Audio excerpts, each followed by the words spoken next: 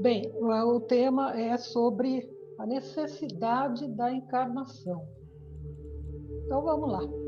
Temos perguntas que poderiam ser feitas, e todos temos. O que é encarnação? Para quê? Por quê? São perguntas que se fazem, né? Então vamos lá, respondendo a primeira, o que é encarnação? Para entender a encarnação, nós vamos ter que ver sobre a imortalidade. E todos nós somos unânimes, que existe em nós algo que não perece, que não morre, algo que sobrevive ao desencarne, à desestruturação do nosso corpo físico, né? Algo que não perece. E todas as religiões são unânimes, todas as religiões espiritualistas, elas divulgam exatamente isso. Elas admitem que existe realmente algo que pode se chamar de alma, de espírito, mas que segue uma trajetória imortal. E como se processa isso? Após a morte, vai de cada dogma, de cada religião, né? Tem algumas que ensinam que vão adormecer até o juízo final, outras falam em céu, inferno, até em purgatório, outras falam em plano espiritual, em outra dimensão, mas são denominações, né? Meras denominações.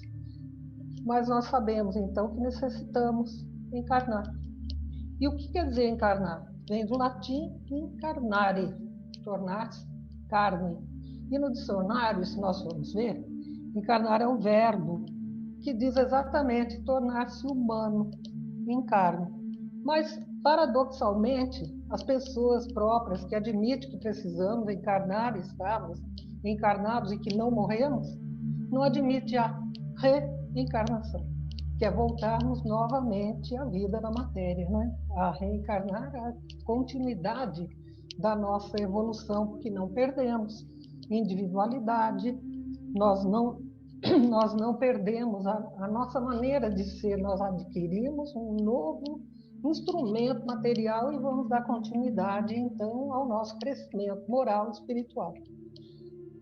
Essas pessoas que não admitem a reencarnação tiram de Deus, que é o nosso Pai Criador, a sua prerrogativa maior, de bondade, de amor, de justiça, entre outras tantas que o nosso Criador tem. Então, para quê? Qual é o objetivo, né, da reencarnação? O objetivo é exatamente evoluir.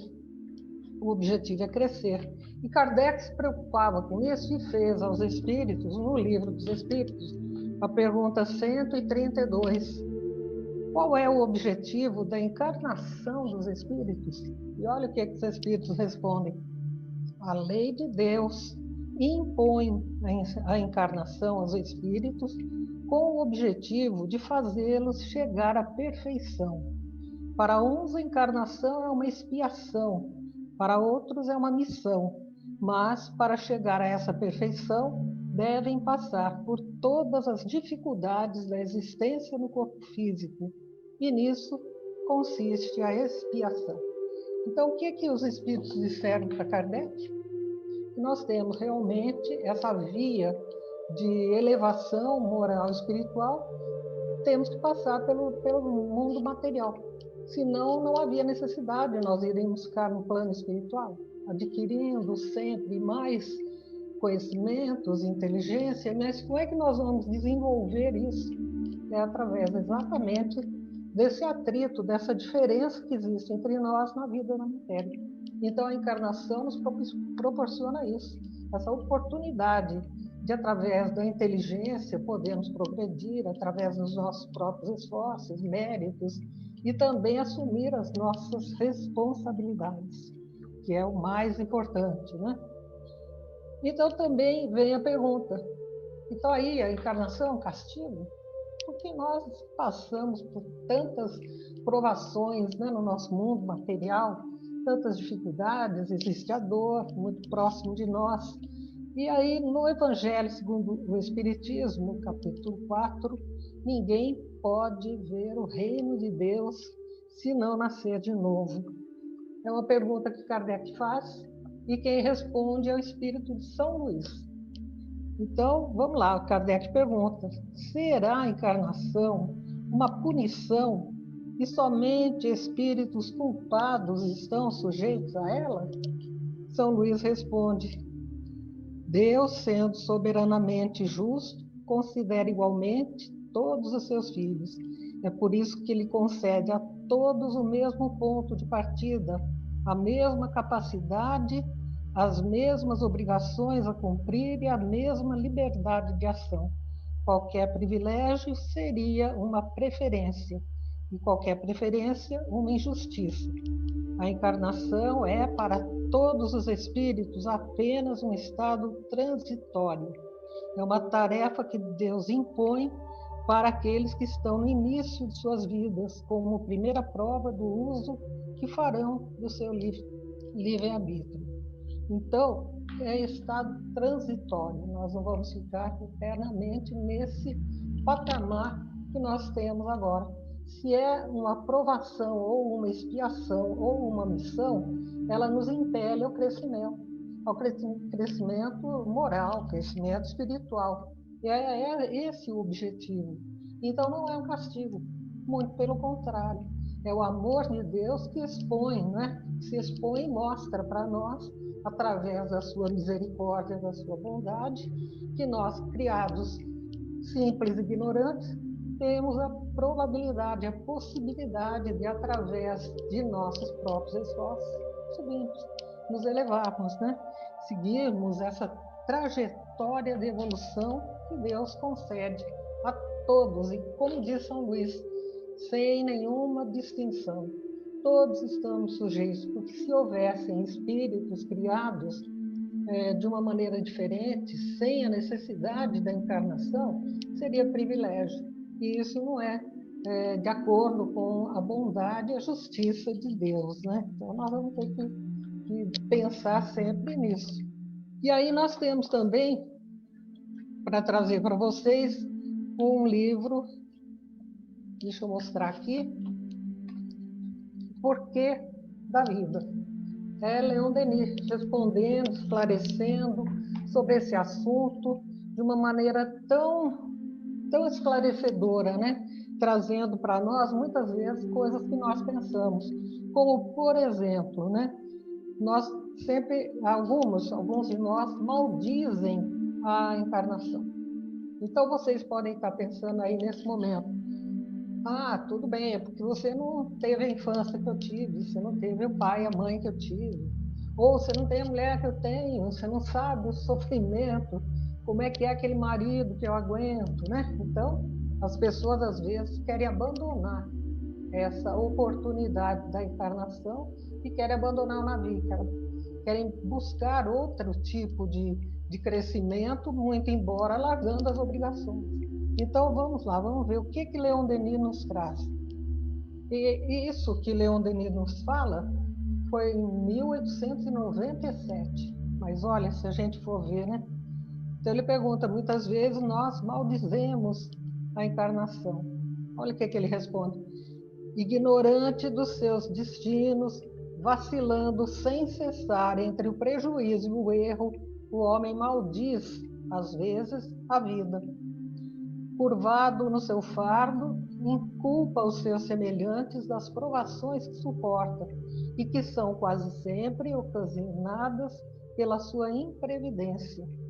Revoltado contra Deus, a quem acusa de injustiça, ele chega algumas vezes, na loucura, no seu desespero, a desertar do combate salutar, da única luta que pode fortificar sua alma, esclarecer seu julgamento, prepará-lo para trabalhos de ordem mais elevada. Então, realmente, né?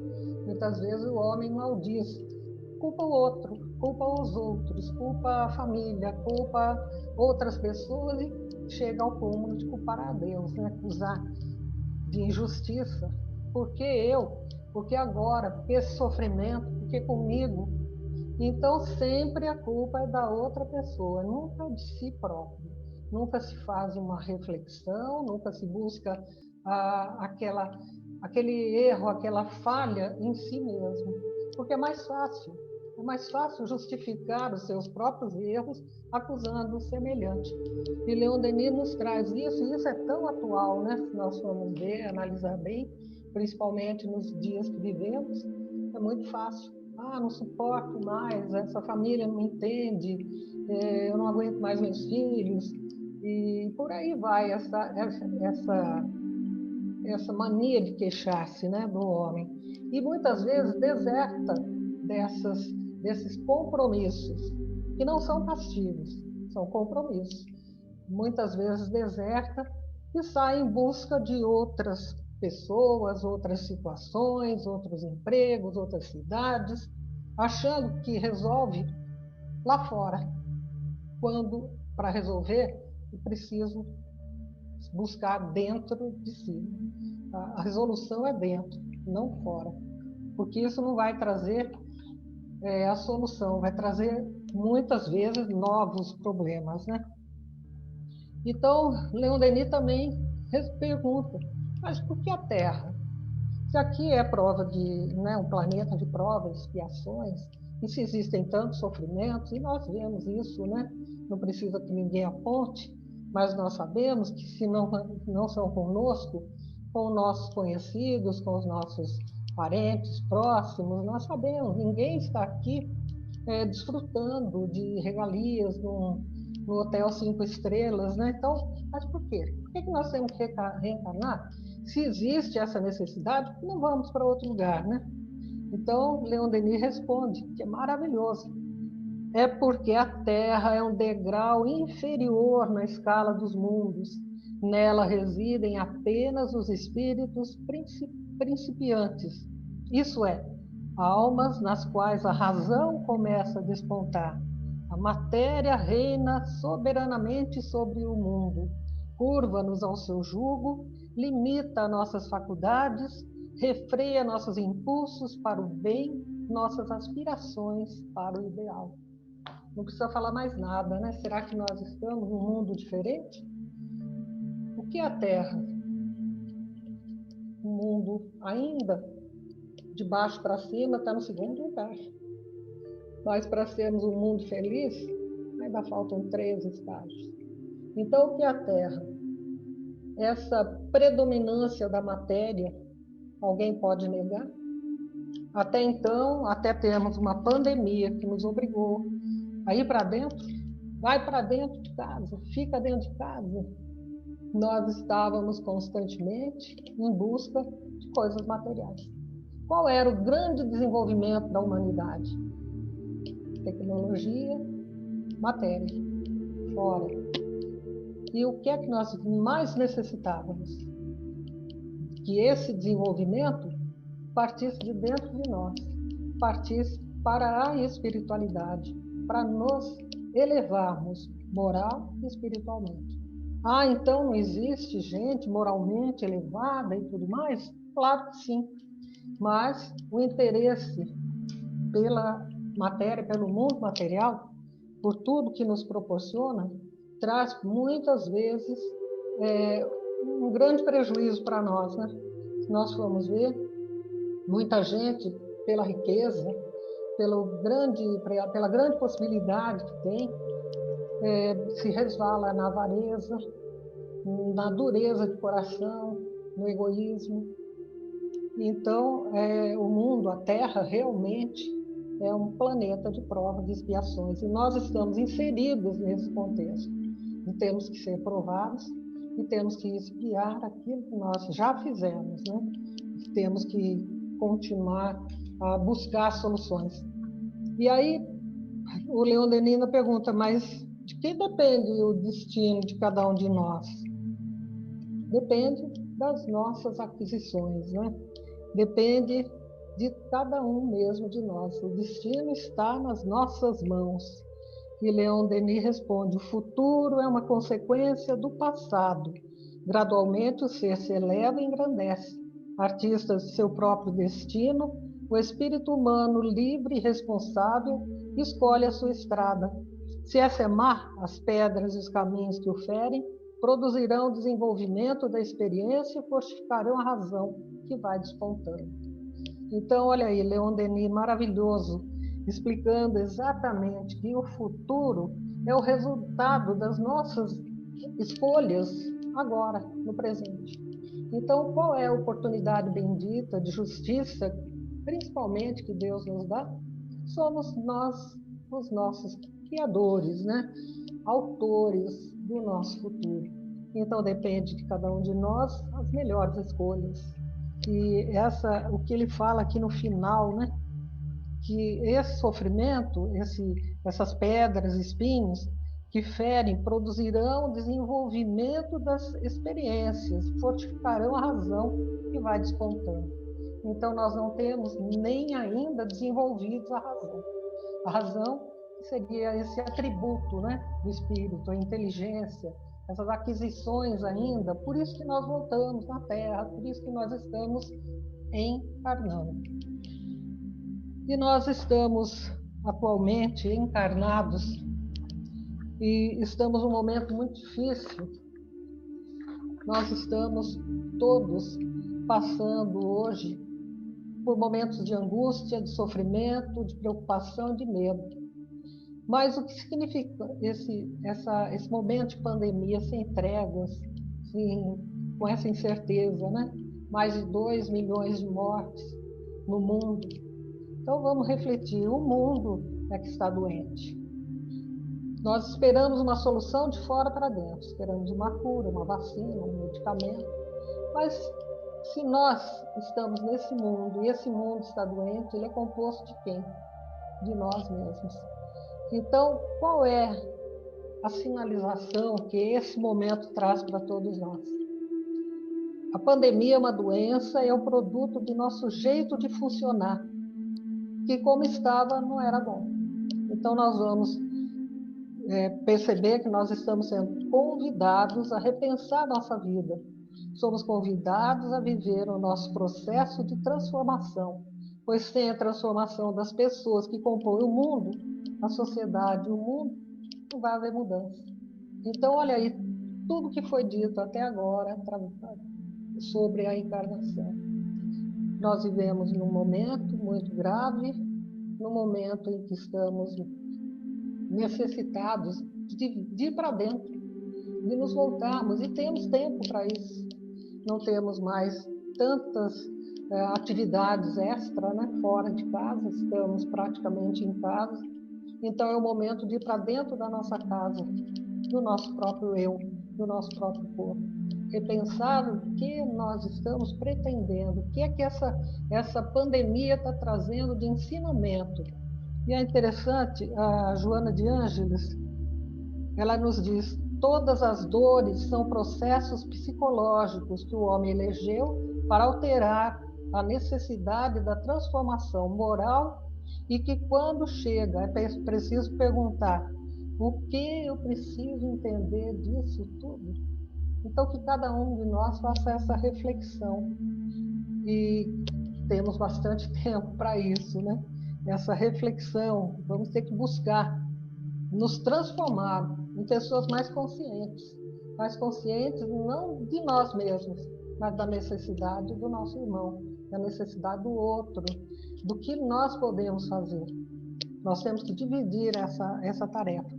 E para terminar, para encerrar, Emmanuel nos traz uma lição muito bonita no livro Vinha de Luz. Ele faz uma analogia do homem com uma casa, a casa espiritual, Emmanuel nos diz, né? Então, cada homem é uma casa espiritual que deve estar por deliberação e esforço do morador em contínua modificação para melhor. E aí ele segue num texto belíssimo, falando que a casa vai ao abandono, caindo para a ruína, caminhando para a ruína, a casa vai edificações relaxadas, cujo morador não se transforma, não modifica. Há casas também que ostenta fachadas soberbas, mas com desorganização interior. São raras as residências completamente livres, em constante renovação para melhor. Muitas vezes é necessário que os alicerces sejam abalados e renovados. É exatamente o que nós estamos passando, né, nesse momento. Então, ele ainda nos diz: Cristo não é uma figuração filosófica ou religiosa. Cristo é o restaurador da casa espiritual do homem. O cristão deve recorrer a ele para, através de seus ensinamentos, renovar-se finalmente. Então, vamos pensar qual é a casa que nós somos. Uma casa em ruínas, uma casa com alicerces abalados, mas que possível de reestruturar, uma casa de fachada muito bonita, mas nada por dentro. Vamos trazer para nós o ensinamento de Emmanuel. Nós somos uma casa espiritual e vamos buscar no restaurador, que é Cristo, essas lições todas que ele nos trouxe, como podemos restaurar a nossa casa, edificar melhor, construir melhor, mudar, fazer as reformas necessárias. Isso é olhar para si mesmo e buscar em Cristo esse restaurador da nossa própria vida. Então fica aí o convite, vamos pensar. Como é que é a nossa casa? Muito obrigado, gente.